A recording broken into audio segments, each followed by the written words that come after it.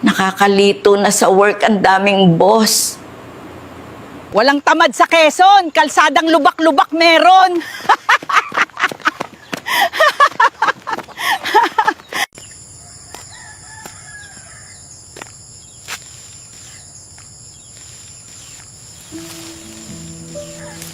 Walang pera.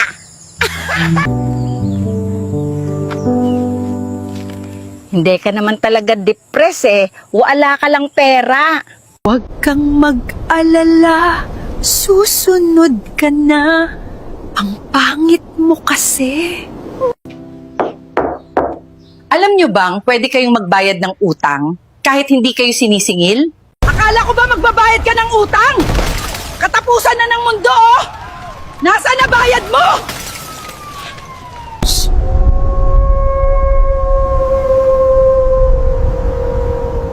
Kailan ka magbabayad ng utang? Kaya ako nag-teacher kasi low blood ako. Gusto kong maging high blood. Sa trabaho, may isa talaga na kung umasta, parang tagapagmana ng kumpanya. Ganito pala sa Manila. Maingay, mausok at puno ng mga bakla. Sa Pilipinas, maayos pa yung kalsada pero sinisira na para ayusin. Samantalang madaming sira-sirang kalsada, hindi inaayos. Alam nyo kung bakit? Kasi kapag maraming project at mas madaling gawin, mas maraming pera ang bulsa. Gusto mo? Eto oh, milk tea, sip-sip ka naman eh. Nax, mag-overtime pa yung palakad-lakad sa trabaho. Hoy! Ikaw pala ang sumbong ng sumbong kay boss ah. Tagapagmana yan. Gusto mo bang mabawasan yung malaking problema sa bahay nyo, anak? Simulan mo ng lumayas. Ito, tamang kape lang sa gedli habang iniisip yung mga maling desisyon sa buhay. Mag-apply sana akong seaman, ma'am. Marunong ka ba lumangoy? Hindi eh. Eh, di ka pwede. Bakit? Yung piloto ba marunong lumipad? Ma'am, violation po kayo. No helmet, overspeeding, reckless driving. Bigla ako nakikinig sa asawa ko sa ayaw ko wala. You only live once. Excuse me, may Zumba pa ako mamaya. Mga bagets, tabi! Mas magaling pa ako mag-drive sa'yo. Grabe naman pala yung sipa ng Red Horse. Abot hanggang outer space. Shot pa mo! Pare, lakas ng boses mo. Tuwan-tuwa ako. Mukhang natuto ka ng lumaban kay Mare, ha? Wala siya kagabi pare, kaya nag-practice ako.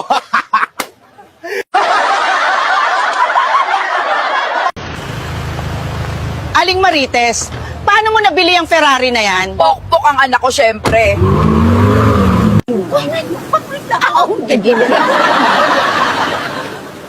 Buti pa si Aling Marites, may anak na pokpok. Nakakapagod na maging pogi. Kahit saan ako magpunta, hinahabol pa rin ako ng mga chicks. Tatay Pogi! Nay! Si Tatay Pogi bumalik sa tubig! Round 2 na! Lord, kunin mo na ako, wag lang sila. Akala ko tapos na. Makauwi na nga bago pa sila humabol ulit. Kailangan ko na maglayas. Baka may magdala pa ng wedding contract. Breaking news! Tay Pogi, hinahanap ng mga chicks sa buong barangay. Alam mo ba, ang mga plastic, Dati ay nakikita mo lang sa basurahan. Pero ngayon, aba, naglalakad na, yung iba nakakausap mo pa. Nay, ano pong maipapayo mo sa mga taong may pinagdadaanan ngayon? Hindi lahat ng laban ay dapat mong labanan, yung iba i-chismis mo. Dami naman lamok dito sa Encantadia, Pasnea!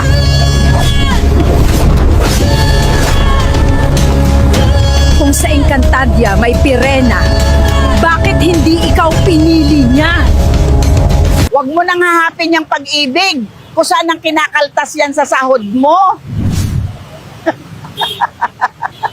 Hoy! Buti at nasisikmura mong sumahod sa trabaho kahit palakad-lakad ka lang. Ang kapal talaga ng mukha mo. Huwag ipagsabay ang pangit na ugali sa pangit na muka. Nalilito kami. Napapangitan ka sa ugali ko, pero sa mukha mo hindi. Sino ang nakatae sa short? Umami na! Jason, ikaw ba yon? Unobos ko kasi yung kamote ni Brian eh. Kaya hindi ako nakapigil. Alam mo ba na kaya nalulusyang ang mga babae? Kasi wala na ngang pera, wala pang bembang. Mga anak, tandaan nyo ha, okay lang hindi kagalingan sa klase, basta wag ka lang makakatai sa short. Katulad ni Jason, Patrick, Ana, Alfred, Mark, at Rosemary. Hindi sila makalimutan ng buong batch nila. Sa ating buhay, may mga taong dapat nating iwasan para maging masaya. Una, yung taong naniningil ng utang. Saan tayo after nito? Mang Inasal, para sa unlimited rice. Malabo na mata ko. Pero mas malabo ang maging kayo. Mag-asawa ka na, matanda ka na. Hoy! Mga tarantado! Sino yung matatapang dyan? Bakit? Lips to lips tayo, papawis lang. Guys, palit tayo ng asawa. Issue, isang ulo na lang yung tumitigas. May palaklak profile ka pa. Ang pangit mo naman.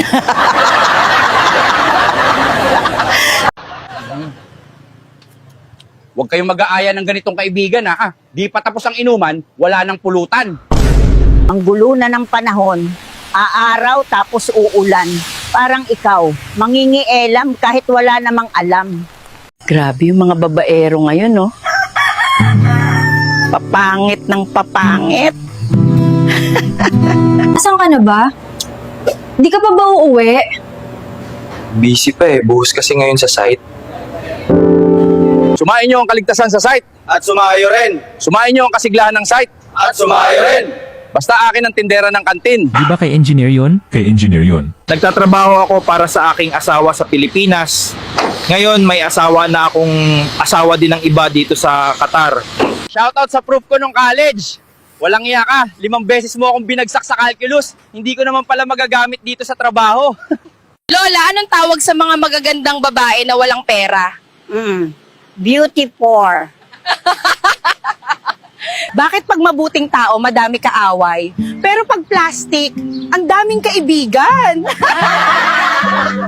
Huwag mong isipin na wala kang silbi.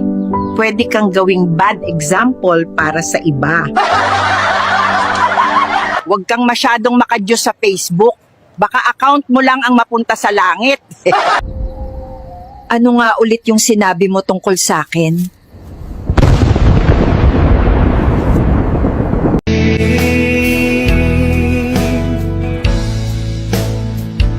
Ang pangit mo. Tama si Enki. Masarap manirahan dito sa Nueva Ecija. Sariwang hangin, magandang tanawin, punyetang mga kapitbahay at magkakamag-anak na nag-aagawan sa lupa. Aray ko. Mark Anthony Mercado, Ryan De Macali, Gilbert Esparagong, Rogelio Tapala, John Ray Alcantara, Brian Fernandez, absent na naman. Uminom na naman siguro to. Pasensya na ma'am. Pasimuno talaga tong si Brian eh. Chill ride lang to. Pauwi na kasi kami. Sinabihan ko naman sila mag-ingat.